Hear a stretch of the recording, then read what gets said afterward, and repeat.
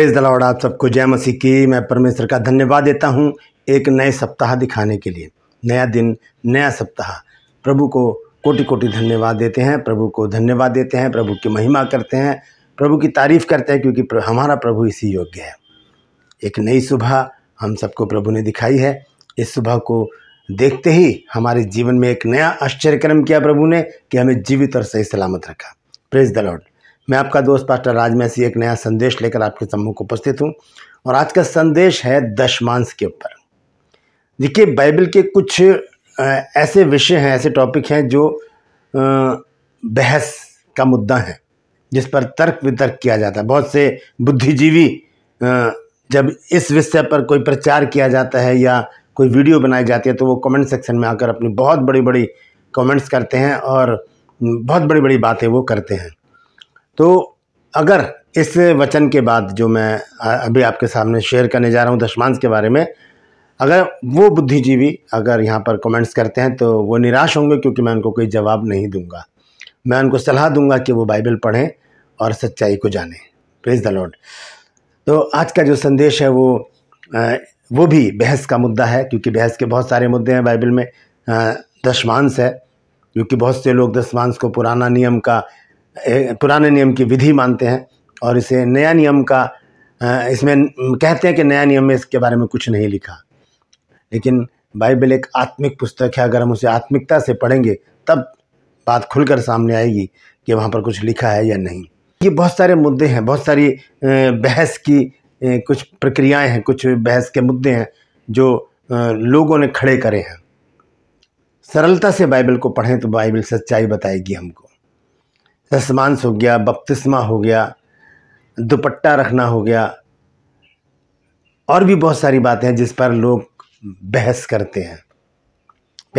वचन में साफ लिखा है कि तर्क वितर्क ना करें, क्योंकि ऐसे लोग खुद तो बिगड़ते हैं, दूसरों को भी बिगाड़ देते हैं जो सच्चाई से परमेश्वर का काम कर रहे हैं। खैर, तो हम देखते हैं कि आज का जो संदेश है वो दशमांश के ऊपर है। लेकिन ये दशमांश धन का दशमांश, ये एक अलग दशमांश मैं आज आपके सामने रखने जा रहा हूँ। अगर ये दशमांश आपने परमेश्वर को दे दिया तो आपकी आशीषों को कोई भी रोक नहीं सकता। एक गारंटी से मैं आपको बता रहा हूँ, आजमा के देखिएगा। ये दशमांश आप दीजिए और फिर देखिए किस प्रकार से आशीषों के भंडार परमेश्वर आपकी ओर उंडेल देता है। Praise the Lord. तो बने रहिएगा मेरे साथ। और आज का एक सवाल है जो मेरा दूसरा चैनल है जिसका नाम है ट्रू पल्स, उसमें आज का सवाल है कि एक भविष्यवक्ता है जो एक राजा का प्याऊ था, यानी कि वो पानी पिलाता था। वो भविष्यवक्ता कौन है? तो डिस्क्रिप्शन में जाइए, लिंक को क्लिक कीजिए और 15 सेकंड में जानिए कि वो कौन सा भविष्यवक्ता है जो एक राजा के यहाँ पर पानी पिलाने का काम करता था। Praise the Lord. मेरे साथ मेरी मुहिम में शामिल हो जाइए। जिद है सच को फैलाने की। Praise the Lord. एक छोटी सी प्रार्थना करके आज के वचन को शुरू करूंगे। जीवित और महान दयालु पिता परमेश्वर, धन्यवाद देता हूँ आज की सुबह दिखाने के लिए। प्रभु, विनती करता हूँ प्रभु जी, आज के वचन को शेयर करने मेरी मदद सहायता कर। मेरे होठों को, मेरे दिल दिमाग को छूकर ब्लेस कर। मेरी आत्मा और मेरा शरीर तेरे ही कब्जे में रहे, ताकि बोलने वाला मनुष्य नहीं बल्कि तेरा आत्मा हो। जो भी गुड़ भेद की बातें आज के इस वचन में छुई हैं वो हम पे प्रकट करना प्रभु, ताकि इन बातों को हम समझे, जाने और अपने जीवन को इसी के अनुसार बिताने का प्रयास करें।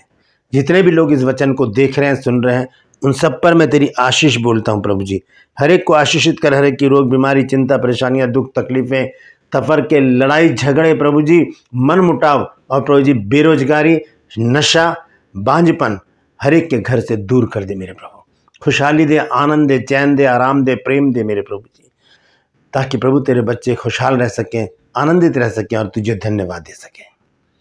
धन्यवाद देता हूँ प्रभु, तूने मेरी प्रार्थना को सुन लिया। प्रभु यीशु के नाम से मांगता हूँ, आमीन।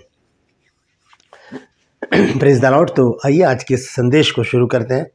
छोटा सा संदेश है, सिर्फ समझने की बात है। और अगर आप आज इस बात को समझ गए तो मैं फिर से बता रहा हूँ कि गारंटी है कि आपकी आशीषों को कोई भी रोक नहीं सकता। Praise the Lord. हम सबसे पहले देखेंगे मलाकी की पुस्तक और उसका 3 अध्याय 9 और 10 पद में देखेंगे क्या लिखा है। यहाँ पर लिखा है कि सारे दशमांश भंडार में ले आओ कि मेरे भवन में भोजन वस्तु रहे। और सेनाओं का यहोवा यह कहता है कि ऐसा करके मुझे परखो कि मैं आकाश के झरोखे खोलकर तुम्हारे लिए अपरंपार आशीष की वर्षा करता हूँ। यानी तो अपरंपार आशीष देने का वायदा कौन कर रहा है? मेरा और आपका परमेश्वर। तो वो अपरंपार आशीष किसके लिए है?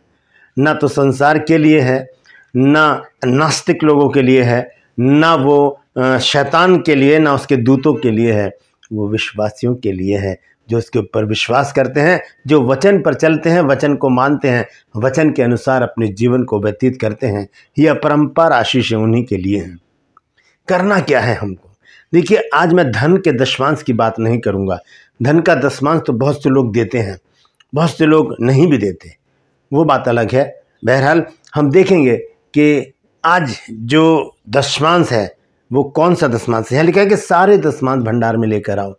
तो सारे दशमांश, उसमें एक दशमांश है समय का 10वां हिस्सा।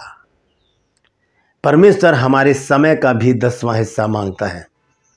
एक पिता, मैं भी एक बाप हूं, आप भी एक पिता होंगे। आप क्या चाहते हैं अपने बच्चों से? जब आपके बच्चे कमाने लगते हैं तो वो आपके हाथ में सैलरी रखते हैं, आपको पैसे देते हैं, आप किसी भी तरह से आपको कुछ ना कुछ हेल्प करते हैं। कितना मन आनंदित होता है उस समय। आप उनको दुआएं देते हैं, और जैसे कि पुराने ज़माने में कहा जाता था कि दूधो नावर पूतो फलो, इस प्रकार की दुआएं हम अपने बच्चों को देते हैं जब वो कुछ पैसे हमारे हाथ में रखते हैं। सैलरी तो आजकल नहीं देता कोई भी, लेकिन जो भी करते हैं, क्योंकि खर्चे सबके हैं। तो उस समय जो दुआएं हमारे माता पिता के हृदय से निकलती हैं, वो बच्चों के लिए बहुत होती हैं। ऐसे ही हमारा स्वर्गीय पिता है, वो भी हमसे कुछ चाहता है, वो भी हमसे कुछ चाहता है। दशमांश वो हमसे इसलिए मांगता है, दान हमसे वो इसलिए मांगता है, उठाने की भेंटें वो इसलिए मांगता है ताकि जो उसके सेवक सेविकाएं हैं उनका जीवन निर्वाह हो सके। क्योंकि वचन में लिखा है कि जो सुसमाचार सुनाते हैं उनकी जीविका उसी से चलनी चाहिए। Praise the Lord. जो फुल टाइम मिनिस्ट्री में है, प्रेज द लॉर्ड। तो ये मुद्दा अलग है, मैं इस पर नहीं जाऊंगा, क्योंकि फिर से वही बात कि वो बहस शुरू हो जाएगी। बहुत से लोग अब नीचे लिखना शुरू कर देंगे। कोई बात नहीं, उनको मैं कोई जवाब नहीं दूंगा। आज मैं आपको एक समय के दशमांश के बारे में बताना चाहता हूँ। परमेश्वर चाहता है कि हम थोड़ा समय उसके साथ गुजारें। एक पास्टर थे और वो पूरे इंडिया में जा जाकर प्रचार करते थे, लेकिन उनके मन में संतुष्टि नहीं थी। घर में लड़ाई झगड़े, घर में तफरके, बहुत परेशानी थी, लेकिन वो अपना काम बड़ी वफादारी से कर रहे थे। कभी उड़ीसा जा रहे हैं, कभी जालंधर जा रहे हैं, कभी राजस्थान जा रहे हैं। पूरे इंडिया में घूम घूम कर वो प्रचार करते, लोगों को स्टडी देते, लेकिन घर में जब आते तो बड़ी परेशानी होती। तो एक दिन वो बैठे थे और घर में अपने तो बैठे बैठे उदास थे बहुत, घर की परिस्थिति को देखकर। तो उन्होंने परमेश्वर से बातचीत की, प्रभु तू बता मैं क्या करूं, मैं तो वफादारी से तेरे काम को कर रहा हूं। तब परमेश्वर ने कहा कि बेटा अब इधर उधर जाना छोड़कर एक हफ्ता मेरे साथ गुजार। तो पास्टर जी ने क्या किया, सही सब जगह के अपॉइंटमेंट ख़त्म किए, सबको मना कर दिया कि एक हफ्ते तक मैं कहीं नहीं जाऊंगा। और घुटने पर आकर वो परमेश्वर के साथ संगति में बैठ गए। पूरे एक हफ्ता बाइबल पढ़ना, आराधना करना, प्रार्थना करना, ये उनका रेगुलर चलता रहा। और जब एक हफ्ते बाद वो इस मिशन से उठे, उनका जीवन बदला हुआ था। उनके परिवार की सारी परिस्थिति बदली हुई थी, सारे समीकरण बदल चुके थे। परमेश्वर हमसे यही चाहता है दोस्तों कि हम परमेश्वर को समय दें। हम अपना समय कहाँ पर खराब करते हैं? मोबाइल हम सबके पास हैं, और मोबाइल में हम क्या करते हैं, स्क्रॉल करते हैं। ऐसे करते करते हम शॉर्ट वीडियो पर बहुत समय ख़राब करते हैं। छोटी छोटी सी वीडियो होती हैं, कॉमेडी होती है, उसमें कुछ मोटिवेशन मैसेजेस होते हैं और कुछ गंदगी भी होती है। उसमें हम बहुत समय 1 घंटा 2 घंटा लगा देते हैं, देखते रहते हैं और बैठे बैठे या कहीं पर भी खड़े हुए या कहीं पर भी बैठकर समय हमारा ख़राब होता रहता है मोबाइल में। ये है शॉर्ट वीडियोस की बात कर रहा हूँ मैं। फिर उसके बाद आज छोटे छोटे से नाटक भी चल रहे हैं, 10-15 मिनट के छोटे छोटे नाटक हैं जो उसमें फेसबुक पर दिखाए जाते हैं। उसमें भी अपना समय लोग बहुत खराब करते हैं।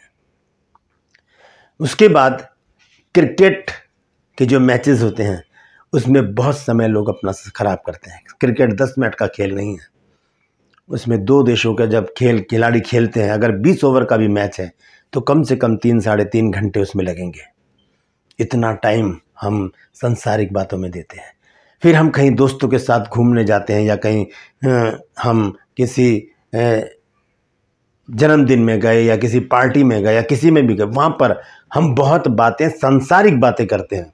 हंसी मजाक ठट्ठा, दूसरों का मजाक उड़ाना या राजनीति की बातें करना या किसी की भी बुराई करना, इस तरह में हम अपने समय को क्या कर रहे हैं, बर्बाद कर रहे हैं, खराब कर रहे हैं।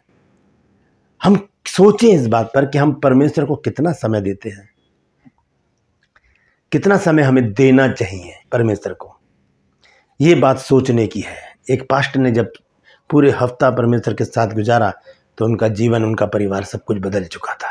हम अपने जीवन के कुछ बेहतरीन पल उस समय खो देते हैं। जो समय हमें परमेश्वर को देना होता है वो समय हम संसार को दे देते हैं, वो समय हम पाप को दे देते हैं, वो समय हम शैतान को दे देते हैं। हमारे पास संसारिक कामों के लिए बहुत समय है। टीवी में भी आधा घंटे की जो सीरियल आते हैं उसमें लोग बहुत समय खराब करते हैं। और आजकल तो जो वेब सीरीज़ चल रही हैं उसमें तो लगातार 6-6, 7-7 एपिसोड लोग देखते रहते हैं बैठकर, और उनको पता ही नहीं चलता सुबह से रात हो गई और उनका रात के 3 बज गया और वो क्या कर रहे हैं, उसमें वेब सीरीज़ में लगे। क्या मिला उससे? क्या मिलता है उससे? थोड़ी देर का एंटरटेनमेंट। आपकी नींद खराब हुई, आपका समय खराब हुआ, आपकी छुट्टी खराब हुई, सब कुछ खराब हो गया। यही समय, इसमें से थोड़ा सा समय अगर हम परमेश्वर को दे दें, जिसने हमें सांसें दी हैं, जिसने हमें जॉब दी है, जिसने हमें बिजनेस दिया है, जिसने हमें खाने को रोटी दी है, पहनने को कपड़ा दिया है, जिसने हमारे जीवन में अद्भुत काम किए हैं, जो हमें बीमारी से उठाकर खड़ा कर देता है, जो हमारे लिए रास्ते खोलता है, जो हमारे कर्जों को उतार देता है, जो हमारी बुरी बुरी बीमारियों को ख़त्म कर देता है, जो हमारे घर में संतान की किलकारी लेकर आता है, और जो परमेश्वर हमारी बेरोजगारी को ख़त्म कर देता है, जो परमेश्वर हमारे घर से नशे को दूर कर देता है, जो परमेश्वर हमें आशीष देता है, सुख देता है, समृद्धि देता है, हमारे पास उसी के लिए समय नहीं है। बाइबल ये नहीं बताती कि आप 24 घंटे हे प्रभु करते रहें। अगर हम समय का दशमांश परमेश्वर को दें तो परमेश्वर निश्चित तौर पर हमें आशीषों से भर देगा। ये दशमांश कैसा है? देखिए, 1 घंटे में 60 मिनट होते हैं। 1 घंटे में 60 मिनट होते हैं। 60 मिनट का अगर हम दशमांश निकालें तो बनता है 6 मिनट। 6 मिनट बनते हैं, ठीक है। और 6 मिनट को अगर हम गुना करें 12 घंटों से, 72 मिनट बनेंगे। 72 मिनट बनेंगे, 12 चिक 72। और एक दिन में 24 घंटे होते हैं, तो 24 को अगर 6 से हम गुना करेंगे तो 144 मिनट बनेंगे। 144 मिनट। अगर हम 24 घंटों को 6 मिनट, क्योंकि 1 घंटा 100 मिनट का नहीं होता, 60 मिनट का होता है। बहुत से लोग 2 घंटे 40 मिनट कहते हैं, ये गलत है। ध्यान से सुनिए, 1 घंटे में 6 मिनट होते हैं, और 6 को अगर हम 24 से गुना करें तो कितना बनेगा? 144 मिनट। अब 144 मिनट के अगर हम घंटे बनाएं, आवर बनाएं, तो कितना बनेंगे? 120 मिनट का 1 घंटा हो गया, 2 घंटे हो गए। 60 मिनट का 1 घंटा है तो 60 और 60 120, और बाकी कितने बचे? 24। यानी कि 2 घंटे और 24 मिनट वो परमेश्वर के हैं। वो किसी भी तरह हमें परमेश्वर को देने हैं, कुछ भी हो जाए।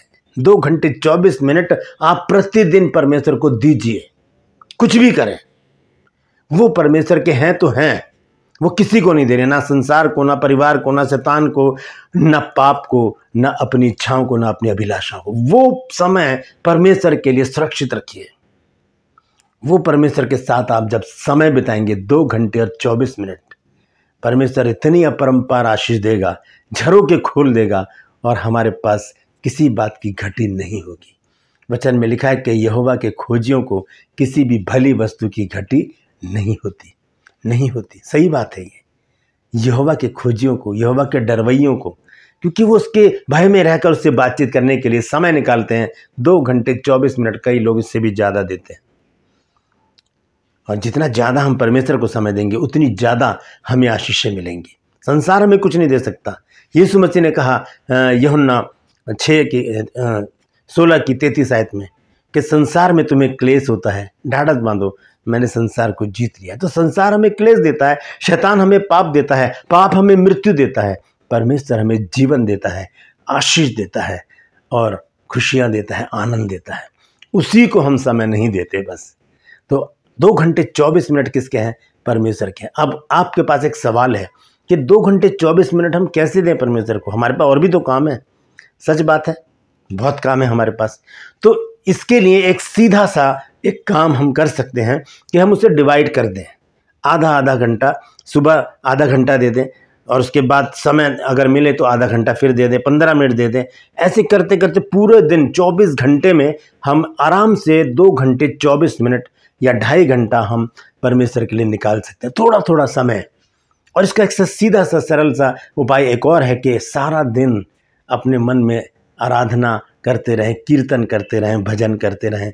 क्योंकि इफिसियों की पत्री में यही कहता है पौलुस कि अपने अपने मन में आराधना करते रहें, कीर्तन करते रहें। Praise the Lord. जब हम परमेश्वर को अपना समय देंगे, परमेश्वर का समय देंगे, परमेश्वर भी हमें समय देकर हमारे पास आएगा, हमारी प्रार्थना पर कान लगाएगा, सुनेगा और वैसा ही हमारे जीवन में करना शुरू कर देगा। जिसे कहते हैं परमेश्वर के साथ अपने रिश्तों को सुरक्षित रखना, बना के रखना और उससे मिलकर रहना, लिपटे रहना, प्रेम दिखाना, संगति में बने रहना। जब हम ऐसा करते हैं तो परमेश्वर हमें अपरंपार आशीष देता है। इन आशीषों को हमसे कोई छीन नहीं सकता, पहली बात। दूसरी बात, ये आशीषें हमें हमारी कोई रोक नहीं सकता। शर्त यही है कि हम 2 घंटे 24 मिनट प्रतिदिन परमेश्वर को दें। करके देखें, एक बार करके देखें, आज ही से या कल से। आज अगर आपके पास टाइम नहीं है तो आज प्रभु से क्षमा मांगे।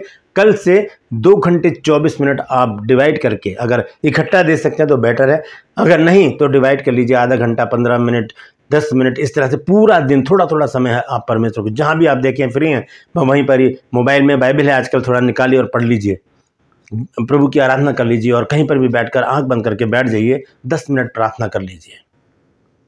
बस वो समय परमेश्वर का होगा, क्योंकि जब हम आंख बंद करके परमेश्वर से प्रार्थना करते हैं तो परमेश्वर ही सुनता है और कोई नहीं सुनता उस प्रार्थना को। जब हम बाइबल पढ़ते हैं तो परमेश्वर ही देखता है, मनुष्य नहीं देखता। और जब हम आराधना करते हैं तो परमेश्वर ही प्रसन्न होता है, लोग प्रसन्न नहीं होते। वो कहते क्या राग आप रखा है, बंद कर इसको, ज़्यादा ही धार्मिक बन रहे हो क्या? नहीं, परमेश्वर जब सुनता है वो आनंदित होता है और हमें आशीष देता है। Praise the Lord. तो ये आशीष, परमेश्वर की अद्भुत आशीष, अपरंपार आशीष पाने के लिए 2 घंटे 24 मिनट अगर परमेश्वर के हैं तो वो हैं। अगर नहीं देंगे हम तो फिर हम बहुत सारी प्रॉब्लम में पड़ जाएंगे, बहुत सारी प्रॉब्लम में पड़ जाएंगे। क्यों? क्योंकि हम संसारिक कहलाएंगे उस समय, हम शैतान के पीछे चलने वाले लोग कहलाएंगे, क्योंकि हम परमेश्वर के लिए हमारे पास समय है ही नहीं। इसलिए याकूब अपनी पत्री में कहता है 4 अध्याय के 7 और 8 पद में, वो कहता है कि शैतान का सामना करो, शैतान का सामना करो। लिखा है कि परमेश्वर के अधीन हो जाओ और शैतान का सामना करो तो वो तुम्हारे पास से भाग निकलेगा। परमेश्वर के निकट आओ तो वो भी तुम्हारे निकट आएगा। यही तरीका है परमेश्वर के निकट आने का, कि जो समय परमेश्वर का है वो परमेश्वर को दे दें। Praise the Lord. करके देखिए, करके देखिए, मैं गारंटी से कह रहा हूँ परमेश्वर बहुत आशीष देगा। Praise the Lord. परमेश्वर इन वचनों के द्वारा हम सबको आशीष दे। यदि नई बात सीखी है तो उसे ज़रूर शेयर कीजिएगा और लोगों तक पहुँचाइए, ताकि जो लोग परमेश्वर को उसका समय नहीं दे रहे हैं, आज ही से उसको समय देना शुरू करें और परमेश्वर से वो आशीषें पाएँ जो हमें देना चाहता है। Praise the Lord. यदि अभी तक आपने मेरे इस चैनल को सब्सक्राइब नहीं किया तो अभी सब्सक्राइब कर लीजिए, बेल आइकन को दबाइए ताकि नोटिफिकेशन आपके पास पहुंचे और नया वीडियो बिना व्यवधान के आपके पास पहुंच जाए। मेरे वीडियोस को लाइक कीजिए, शेयर कीजिए और कमेंट सेक्शन में आकर मुझसे ज़रूर बातचीत कीजिए। दूसरी बात, मेरा एक और चैनल है ट्रू पल्स के नाम से, यानी कि बाइबल के सच्चे मोती, उसे भी ज़रूर सब्सक्राइब कीजिए, क्योंकि उसमें छोटे छोटे सवालों के मैं जवाब देता हूं जो बहुत महत्वपूर्ण होते हैं, हमारे आत्मिक ग्रोथ के लिए वो बहुत ज़रूरी है। आज का सवाल है कि वो कौन सा भविष्यवक्ता है जो एक राजा के यहाँ पर प्याऊ का काम करता था, यानी कि पानी पिलाने का काम करता था। डिस्क्रिप्शन में जाइए, लिंक को क्लिक कीजिए और 15 सेकंड में जानिए कि वो भविष्यवक्ता कौन है। Praise the Lord. मेरे साथ मेरी मुहिम में शामिल हो जाइए। जिद है सच को फैलाने की।